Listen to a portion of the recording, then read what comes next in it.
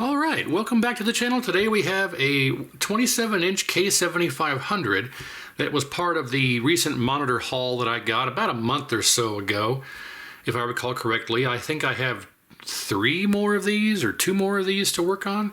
So I grabbed one at random, and there is a label on here that says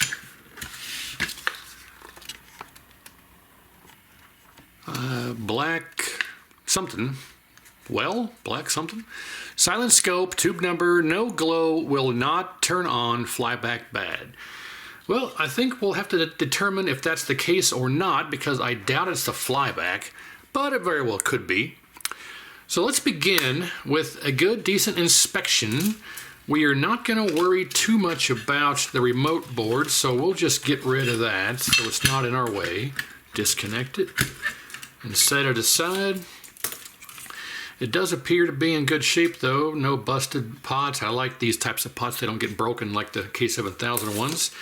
Neck board, all of the heat sinks are bent over, which is common, but it doesn't look like any of the pads are broken or lifted because they're solid. Same with the resistors, they're not all wobbly or loose, so I think we'll be okay with that, but let's go ahead and disconnect that, and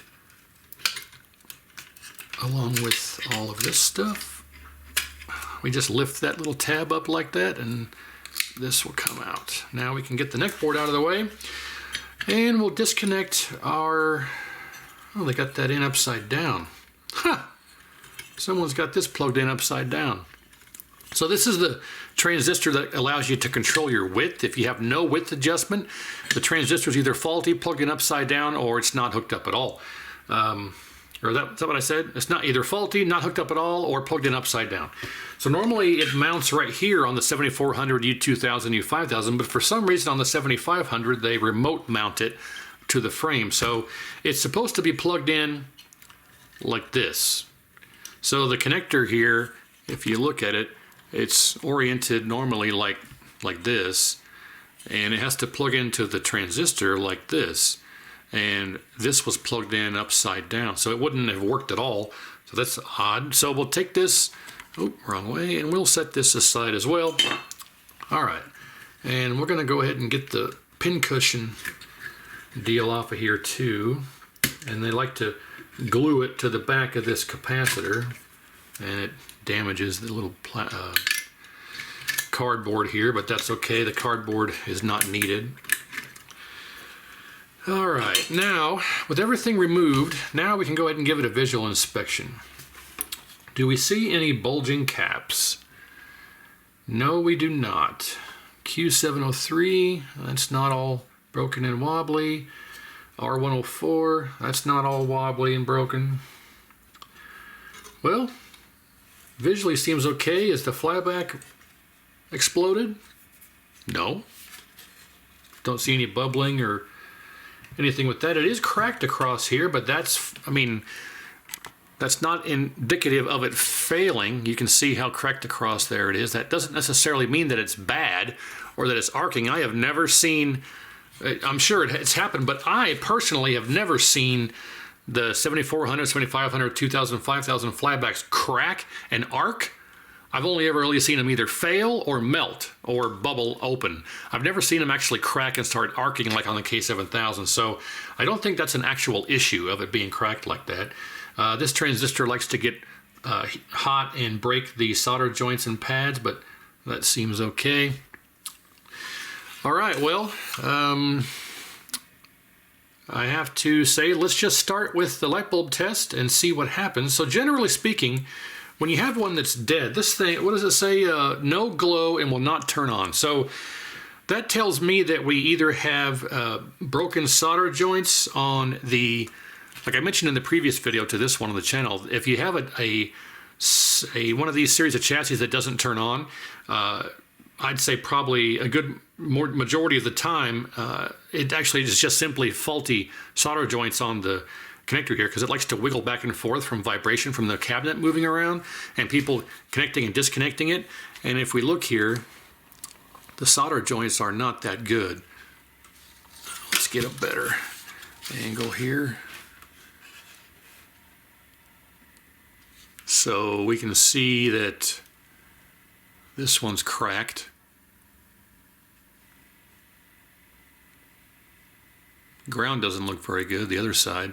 So this is cracked here, and that's from this thing moving around, but I'm just going to see if it actually has continuity to where it needs to go. But that's one of the most common issues with these series of chassis is these broken solder joints. Okay, so the pad is good, but what about the pin? Yeah, pin's okay. Okay, so I don't think that's the cause of it not turning on. So what we'll do is we'll start with our light bulb test. It's the easiest thing to do. So there's really only one thing you need to test on the power supply if you're concerned of it not turning on. So before we do the light bulb test, the easiest thing to do is we'll test R104. If R104 reads around 10K ohms, then it's likely the power supply is good. I shouldn't say it's good. It's likely that there's nothing in the power supply that's faulty, except maybe the switch mode power supply chip. So if this reads 10K ohm, it's a very good chance that nothing in the power supply is actually faulty, and our light bulb test should work. If it doesn't, then it's most likely a B+ pot problem, because testing this won't verify the B+ pot's okay, and it won't verify that the switch mode power supply chip is okay, but it will verify that your MOSFET's good and everything else in here is all right. So for the most part, I've never had anything in here be bad except for these capacitors here, this capacitor, or the switch mode power supply chip. It's really all that's ever been bad. And of course the B+ pot and the R104 itself. But I have had a few MOSFETs go bad, but it's very, very rare.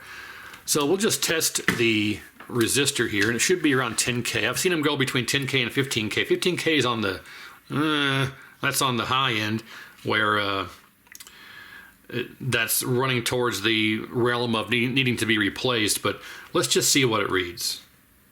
All right, 9.36K, that's totally fine. So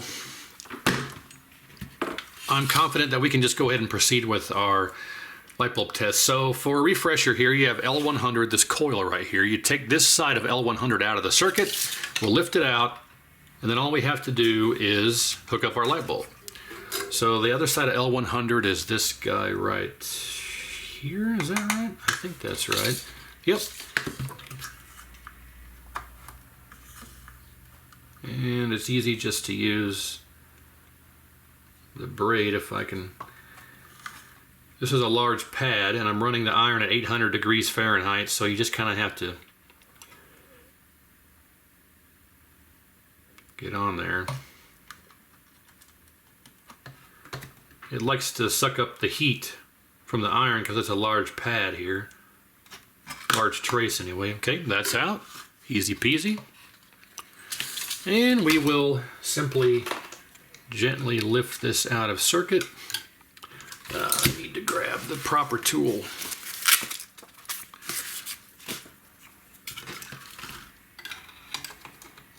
Okay, right out of there. All right, so that is now lifted out. As we can see, there you go, that is out. All right, now we will grab a couple of leads because we're going to want to check our B+, make sure it's around 117. And of course this pot's all glued in place, so that's going to be fun trying to adjust it if it's not. So we'll clip one lead onto that side of L100 that we removed, and we'll clip our lead, the same lead, onto our positive, and then we'll put other lead on the negative. We'll go to volts DC. We'll grab our power, plug that in. Ka-chink, nice solid connection there. All right, now we will grab our light bulb, clip one end on ground, the other end on L100 also. All right, now we're ready. I should be able to turn this on. The light bulb should light up. We should get around 117. And yeah, so with this, I should reiterate, with this L100 removed, the power supply is isolated, so there's nothing else in the chassis will fire up except just the power supply. That's all we're testing here. So here we go. 1, 2, 3. Yes, and we have 120. Give you some 120. So that's a bit high, but we have a functional power supply. That's good. Okay. There's probably no way I'm going to be able to adjust this potentiometer here. It's covered in glue. One trick that you can try is get some diagonal cutters here and just try and cut this glue. Sometimes you can be successful with that. I don't think I have any replacement pots though, so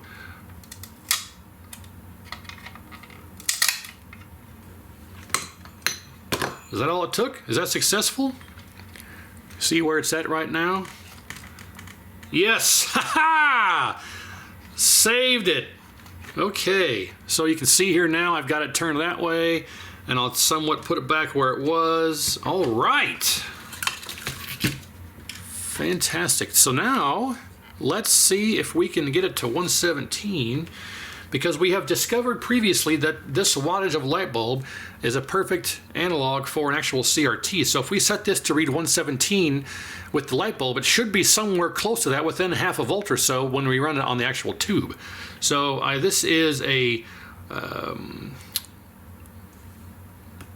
60 watt light bulb. Just so you know. All right, so now we're still all hooked up and nothing touching. Okay, so let's see if we're closer to 117. 121. Okay, so let's turn this to 117.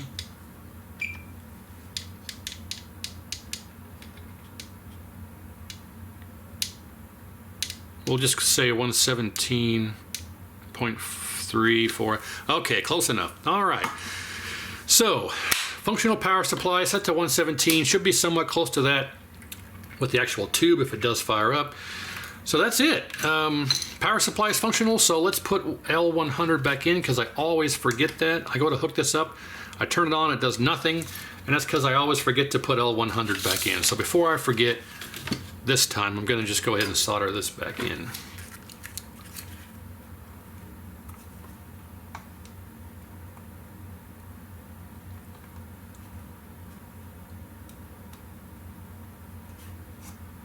Okay. All right, well, what I'm gonna do here is, now that we know the power supply is good, I guess we can check the HOT, make sure HOT is okay, make sure Q703 reads fine. If those are all okay, then I'm just gonna hook it up the way that it is and try and run it. Now you gotta be careful when trying to cut that glue off the pot, because depending on how the glue is on there, you may just damage the pot. So if you're not a seasoned glue cutter, you may want to try to just replace the pot without, I mean, this will run at 120 volts, but it should be at 117. It'll run fine on 120, but it shouldn't, it needs to be at 117. So we were able to successfully do that. Okay, the shutdown pot, probably gonna be more of the same, but we'll worry about that we'll cross that bridge when we get there. We'll worry about that later. Okay, let's make sure nothing is touching, make sure everything is sitting right. Okay. All right, we can disconnect this, and I'm not going to reflow the solder joints for this just yet to see if that was our problem. I mean, if we turn it on and it does not work or does not turn on, I want to see if this was the cause or not. So I'm not going to reflow those. We tested, and it does have continuity, so I'm not going to worry about that for now. So let's test the HOT and see if that works or reads properly. So we're looking for a 0.45 voltage drop from center pin negative to each outer leg. 0.435 is fine, and 0.436. So HOT is fine. Q703 is this guy here. If Q703 is bad, it will not turn on. So I believe we go to red lead right, and then so center leg is 0.6. We should also have a 0.6 drop to the outer leg. Yes, so 0.622 and 0.645. Q703 is fine. Let's just look and make sure there's no popped solder joints. There does not appear to be. This one's a bit toasty, but it's not bad. All right, well, I think what I'm gonna do is just the way that it is, we're going to turn it on, see if it works, because I can tell you a number of times stuff gets mislabeled, or someone doesn't know how to operate something, or they forget to hook up a connector, or, you know, I mean, I don't think that's the case here, because, you know, I'm sure this was working fine in silent scope, as the label says, and then it stopped working, so I'm assuming it does have a problem. But, you know, the fuse could have blown inside the cabinet and caused it to not work. So if we turn it on, we know the HOT is fine, Q703 power supply. So unless it just simply has bad caps and they thought it was a flyback and it's not, we'll test it. If it doesn't work, we'll see what it's doing if it doesn't work and diagnose from there. We could simply just have a case of bad caps, cap it, reflow it, and it turns on and works just fine. That happens quite often.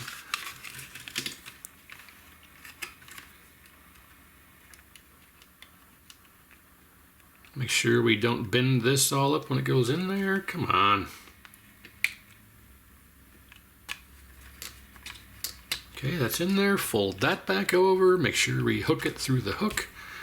Straighten these out. You want to grab it from both sides and apply pressure while you squeeze, while you turn it, to keep the solder joints from popping. Okay, success.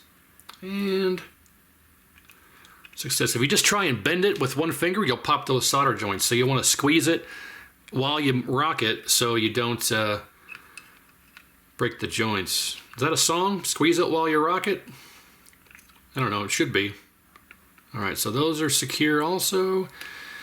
And yeah, I think our neck board is good now. All right, all hooked up.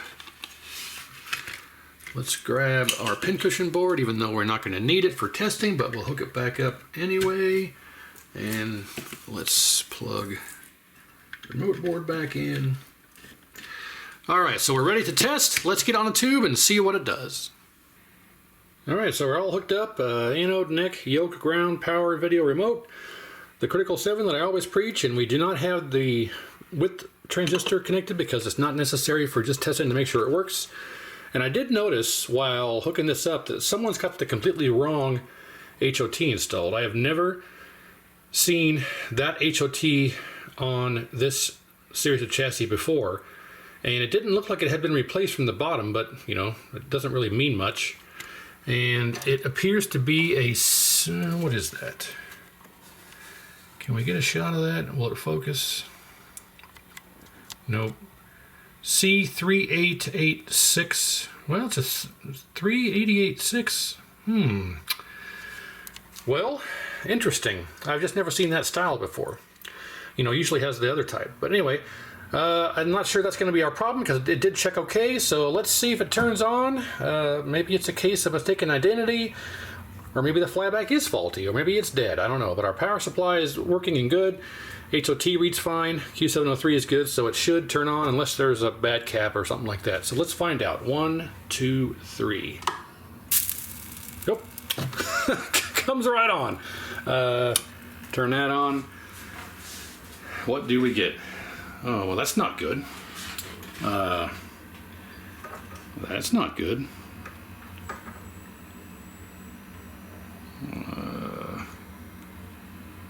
That seems to be locked on for the vertical. What about our horizontal here? Horizontal hold is actually on the chassis.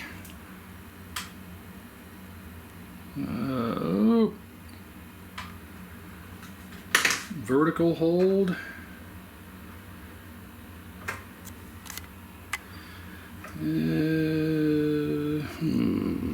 Vertical hold. Well, freaking works. It freaking works. Let's grab our focus and adjust our focus. Oh, well, no, flyback is bad because I can't focus it. That's with that right there is with the focus knob completely 100% maxed out, and contrast is down, brightness, so right there is where our focus needs to be.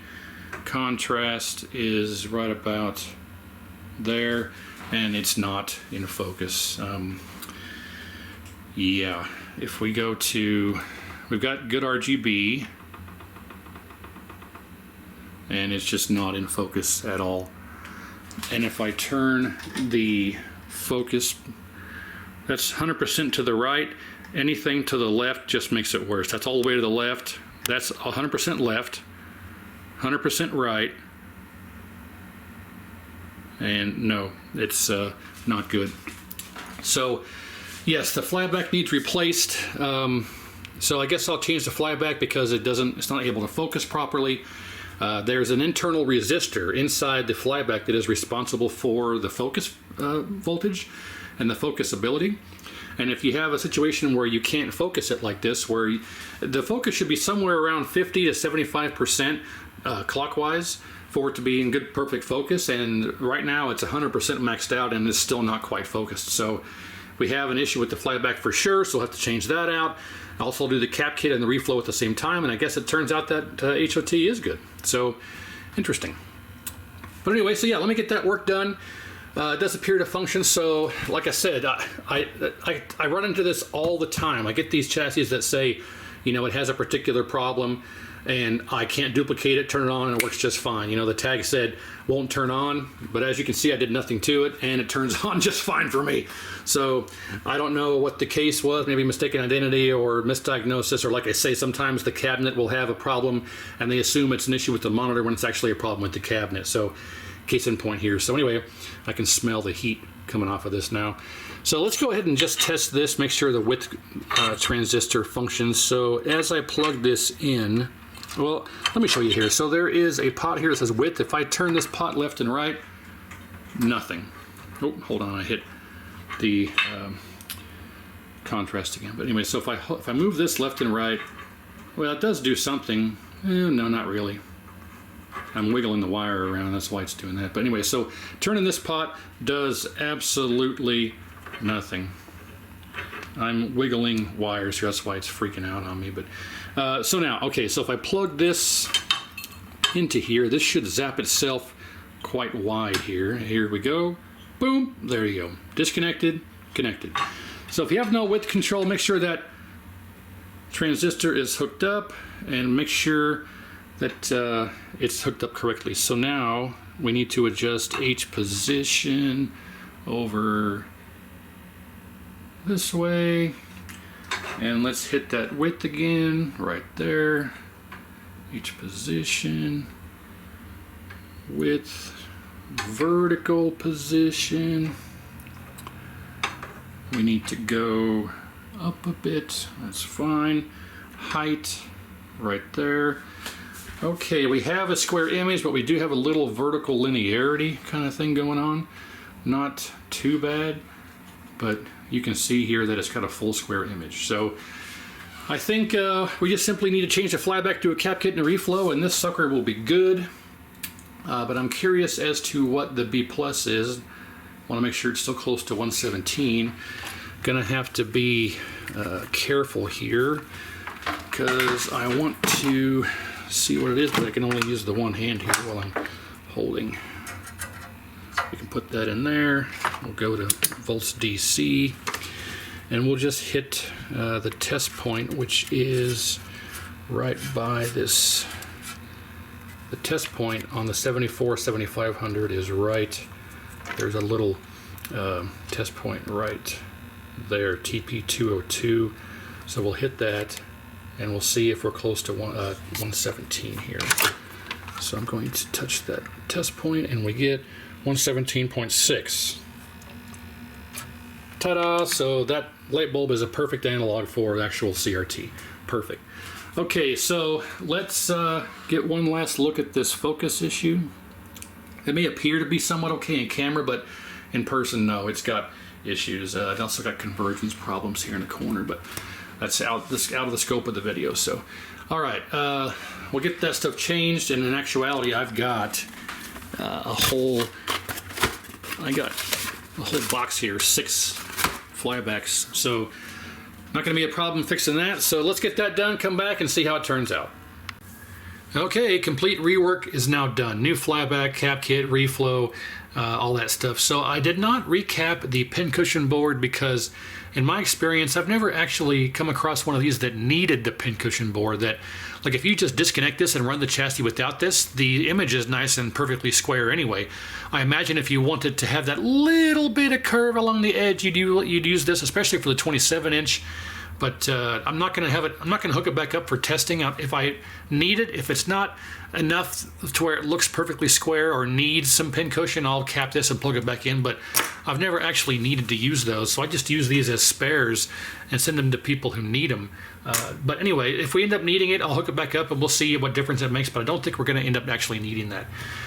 And so here's the original flyback. I do want to mention that this black wire that feeds through the ferrite core, you don't actually need to reuse that on the new flybacks. It's not necessarily even needed, so we're not going to hook that back up. That's the only real other anomaly I want to mention here before we get this tested. So everything's done and ready to go. Like I say, reflow, cap kit, rebuild, flyback, the whole 9 yards. So let's get this back on the tube. Oh, I broke the glue loose successfully on the shutdown pot, so I want to get that adjusted to show you how to do that because I haven't shown that in a while. So we'll get the shutdown pot adjusted correctly, and I got the glue off of there without breaking it. So yeah, let's get it on the tube and test it out. Make sure I didn't hook anything up backwards or put a cap in backwards or blow something up, and we know it worked beforehand. Let's make sure it works now and see how it goes. Alrighty, so we're all connected, re-hooked up, everything's good to go. So now it's time to find out if I made a mistake or anything explodes or if we're any worse off than we were before. We know it worked prior, which is why it's important to test it prior if you're able to.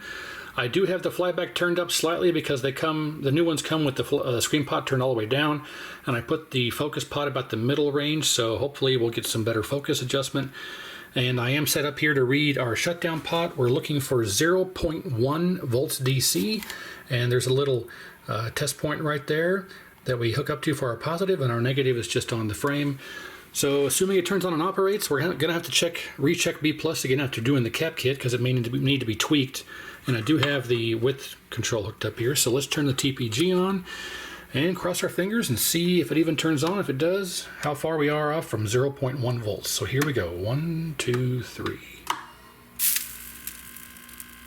Okay, it comes to life. And we're quite a ways off from 0.1, and I need to clean that camera lens. And so far we don't have any picture, but that could be because we're simply turned down. Brightness up, contrast up. Oh, there we go. Okay. So yeah, contrast all the way down, we have nothing. So all right, so let's put our flyback, our brightness is all the way up, and we don't quite have, we want to turn the screen pot up a little bit more, so we have, let's go there with it. Now we can turn our brightness down to right about, it's too much. We don't have a whole lot of brightness control, but that's somewhat normal. All right, I think that'll be okay. Yeah, all right. Now let's adjust our contrast down to roughly there. And now let's see if we can adjust focus to a good spot.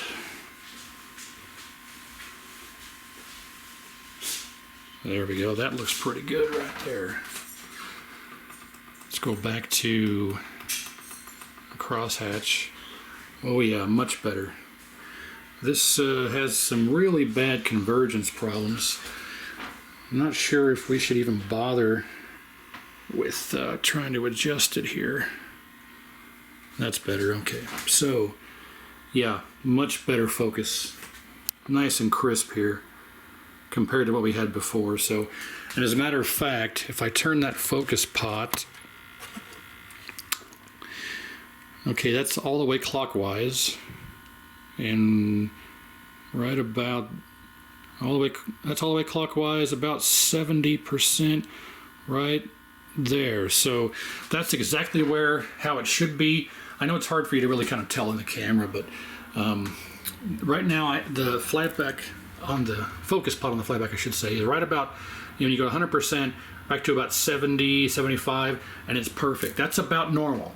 So we definitely had a bad internal resistor on the original flyback, because this one is able to focus just fine. Okay, now we need to tackle the shutdown pot here. So we're looking for 0.1 and we're at 0.00. So I'm going to have to just kind of reach in here and turn this, because I don't have the top of the pot here has a bunch of glue in it, so I can't use a screwdriver. So do all this at your own peril. Disclaimer, these can kill you. So, do this at your own peril. But if we turn that pot a little bit, I think it needs to go to the right. I'm not getting any reading on it. Why am I not getting any reading on it? That is odd. Not getting any reading. Is my ground good? Ground's good. Just to rule that out, where's my other... Where's my other...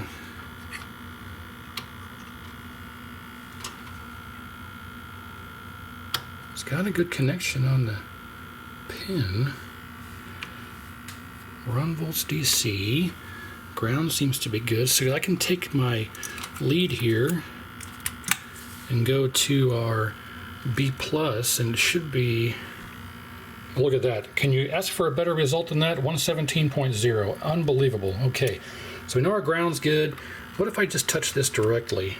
Okay, there we go. 0.01. Let's just... Is there a way that I can... Well, maybe there's something going on with this lead. I don't think so. Oh, you know what? I was probably hooked up to the wrong lead. I got 2 of them here. Well, that would freaking do it. Let's try and get this in here. There we go. 0.012.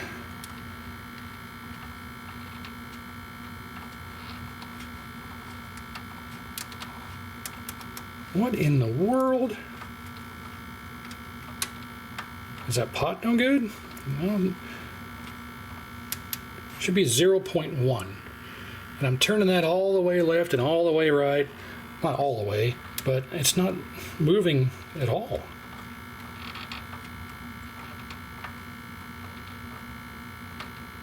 There we go. I guess I didn't go far enough to the right. Man, you gotta go way to the right. I mean, I'm all the way... It was about 50%. Now I'm about, 70% to the right. So I had to go way to the right on that. Okay, well that was a little odd. It was not set at all correct before.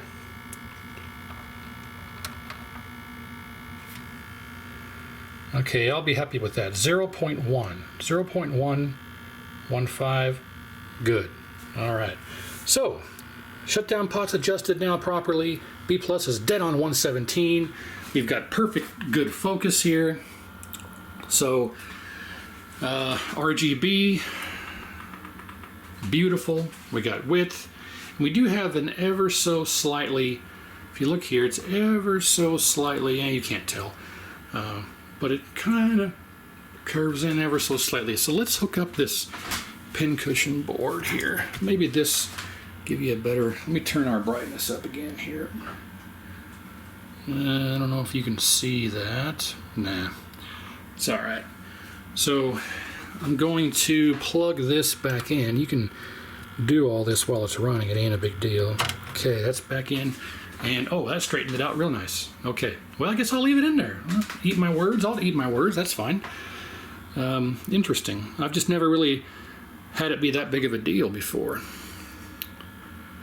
I guess I've never noticed it or paid that much attention, but that's perfectly straight now. Woohoo. All right, beautiful RGB, beautiful focus. Yeah. This is shutdown pot's adjusted, B+ is adjusted, nothing's exploded, everything's working, great picture.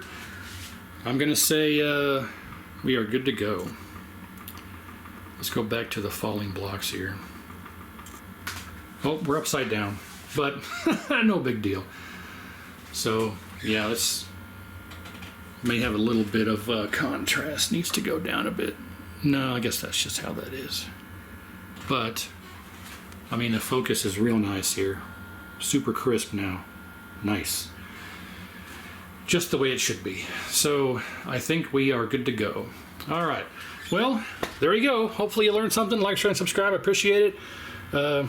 We'll see you on the next video. I just, I can't tell you, this is just one more in the ever continuing stack of chassis that I acquire that say not working or doesn't power on, that when I get it, it turns out it's just fine. So, it's not uncommon for someone to not understand really how to troubleshoot. The monitor's not working, so they assume the monitor's bad.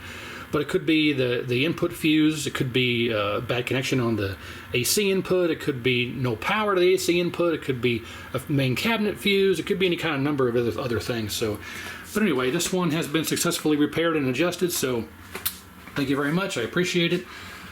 And stay tuned for more. I think I have 2 more 7500 27 inches and 3 more D9200s and 2 Neotech 2701s.